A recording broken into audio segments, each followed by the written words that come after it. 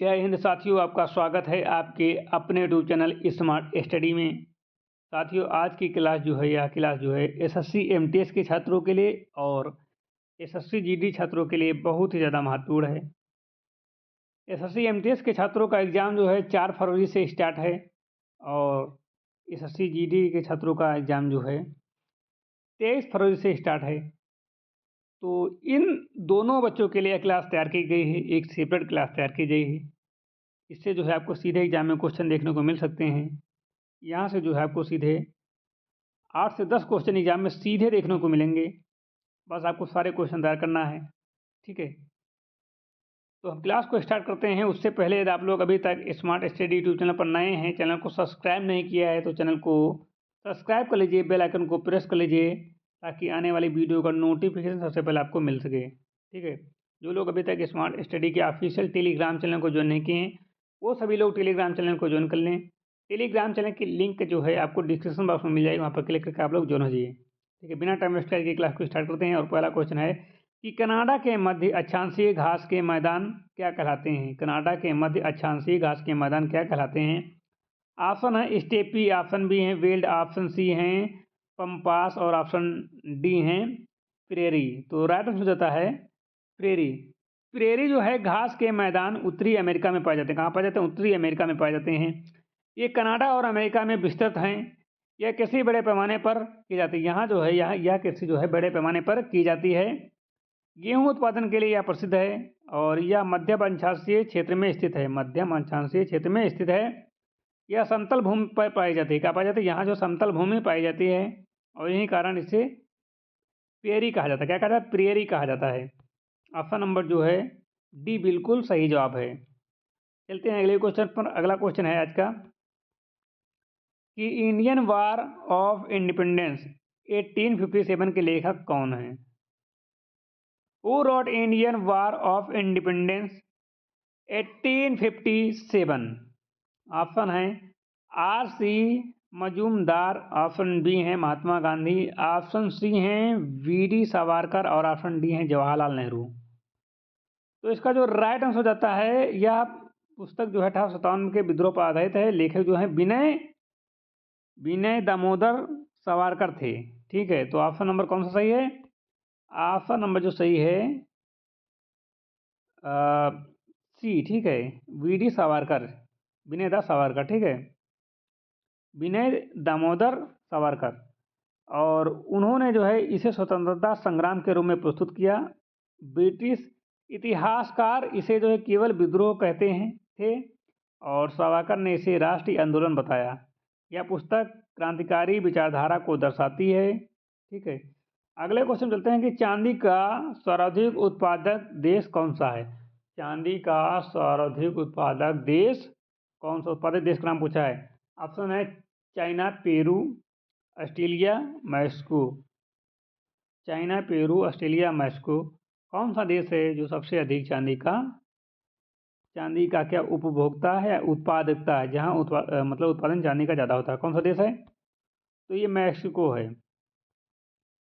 विश्व में चांदी का सबसे अधिक उत्पादन जो है मैक्सिको में करता है। कौन करता है? मैक्सिको करता है। मैक्सिको में चांदी की खदानें प्राचीन काल से प्रसिद्ध हैं।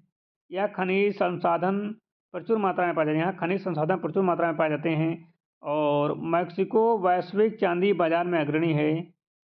कई वर्षों से यह प्रथम स्थान पर बना हुआ है। कई वर्षों से यह प्रथम स्थान पर बना हुआ है। चांदी का उपयोग जो है, चांदी का उपयोग उद्योग आभूषण में होता है। कहाँ होता है? चांदी का उपयोग जो है उद्योग आभूषण में होता है। तो राइट आंसर हो जाता है ऑप्शन नंबर मैक्सिको, डी, ठीक है। नेक्स्ट, सतीश धवन अंतरिक्ष केंद्र कहाँ स्थित है। सतीश धवन अंतरिक्ष केंद्र कहाँ स्थित है? Where is Satish Dhawan space centre located? Bengaluru, Thiruvananthapuram, Ahmedabad, Sriharikota. तो इसका राइट आंसर जाता है ये जो स्थित है श्रीहरिकोटा में स्थित है। सतीश धवन अंतरिक्ष केंद्र यानी इसरो का प्रमुख प्रक्षेपण केंद्र है। क्या है? इसरो का प्रमुख प्रक्षेपण केंद्र है? इंडियन सैटेलाइट रिसर्च ऑर्गेनाइजेशन, ठीक है। यह आंध्र प्रदेश में स्थित है या बंगाल की खाड़ी के तट पर स्थित है? यहाँ से PSLV और GSLV का प्रक्षेपण होता है और इसका नाम वैज्ञानिक सतीश धवन के नाम पर रखा गया और यह भारत का महत्वपूर्ण स्पेस सेंटर है। सही जवाब हरिकोटा, ठीक है। अंतरिक्ष केंद्र इसरो से, ठीक है। इसरो का प्रमुख केंद्र है, ठीक है, इसरो। अगला क्वेश्चन कि भारत में बचत का अधिकांश भाग किस क्षेत्र से प्राप्त होता है? भारत में बचत का अधिकांश भाग किस क्षेत्र से प्राप्त होता है? सार्वजनिक क्षेत्र, निजी क्षेत्र, औद्योगिक क्षेत्र या घरेलू क्षेत्र? तो राइट आंसर होता है घरेलू क्षेत्र से, ठीक है। भारत में कुल बचत में घरेलू क्षेत्र का योगदान सबसे अधिक है। इसमें परिवार की आय और बचत शामिल होती हैं। लोग बैंक, डाक घर और बीमा में पैसे जमा करते हैं। यह राष्ट्रीय बचत का मुख्य स्रोत है। अगला इससे आगे थोड़ा है कि घरेलू बचत से निवेश को बढ़ावा मिलता है। क्या मिलता है? बढ़ावा मिलता है। भारतीय अर्थव्यवस्था में इसका बड़ा योगदान है। सही उत्तर जो है घरेलू क्षेत्र है। कहाँ पे, किस नंबर पे? ऑप्शन नंबर, तो ऑप्शन नंबर जो है डी सही है, घरेलू क्षेत्र। अगला क्वेश्चन है कोशिका के अध्ययन के विज्ञान को क्या कहते हैं? कोशिका के अध्ययन के विज्ञान को क्या कहते हैं? What is the study of cells called? Option है हिस्टोलॉजी, ऑप्शन बी है फिजियोलॉजी, ऑप्शन सी है जेनेटिक्स और ऑप्शन डी है साइटोलॉजी। तो उसको कहते हैं साइटोलॉजी। ऑप्शन नंबर डी बिल्कुल सही जवाब है, साइटोलॉजी। कोशिका जीव की सबसे छोटी संरचनात्मक इकाई है। कोशिका की संरचना और कार्य का अध्ययन किया जाता है। इस अध्ययन को जो है साइटोलॉजी कहा जाता है। यह जीव विज्ञान की एक महत्वपूर्ण शाखा है। कोशिका विभाजन, केंद्र आदि में पढ़े जाते हैं। रॉबर्ट हुक ने कोशिका की खोज की थी, ठीक है। रॉबर्ट हुक ने भी हमने आपको बताया था, इससे पहले जो क्लास ली थी उसमें। और इसलिए जो है कोशिका विज्ञान को साइटोलॉजी कहते हैं। अगला क्वेश्चन है संविधान सभा की सभी महिला सदस्य किस पार्टी से संबंधित थी? All women member of the constituent assembly belong to which party? Option है Muslim League, socialist party, communist party या कांग्रेस पार्टी। तो सभी थी कांग्रेस पार्टी से, ठीक है। संविधान सभा में कुल 15 महिलाएं थी। कितनी? 15 महिलाएं थी। सभी महिलाएं कांग्रेस पार्टी से थी। कहाँ से थी? कांग्रेस पार्टी से थी। उन्होंने संविधान निर्माण में सक्रिय भूमिका निभाई। इसमें सरोजिनी नायडू जैसी नेता थी। कांग्रेस उस समय प्रमुख पार्टी थी। महिलाओं की भागीदारी महत्वपूर्ण थी। सही उत्तर कांग्रेस पार्टी है। अगला क्वेश्चन, यदि कोई वस्तु प्रकाश के सभी रंगों को पूर्णतः अवशोषित कर ले तो वह कैसी दिखाई देगी? यदि कोई वस्तु प्रकाश के सभी रंगों को पूर्णतः अवशोषित कर ले तो वह कैसी दिखाई देगी? सफ़ेद, लाल, नीली, काली। तो राइट आंसर था काली।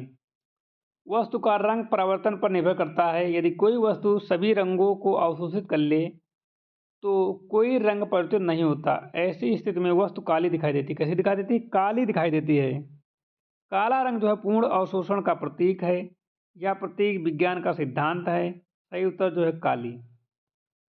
अगला क्वेश्चन है कि ब्रिटिश काल ने भारत विभाजन की घोषणा कब की? ब्रिटिश सरकार ने भारत विभाजन की घोषणा कब की?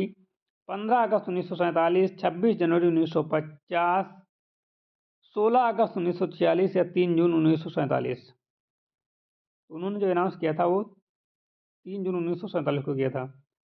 भारत विभाजन की योजना का माउंटबेटन योजना कहा जाता है। भारत विभाजन की योजना को क्या कहा जाता है?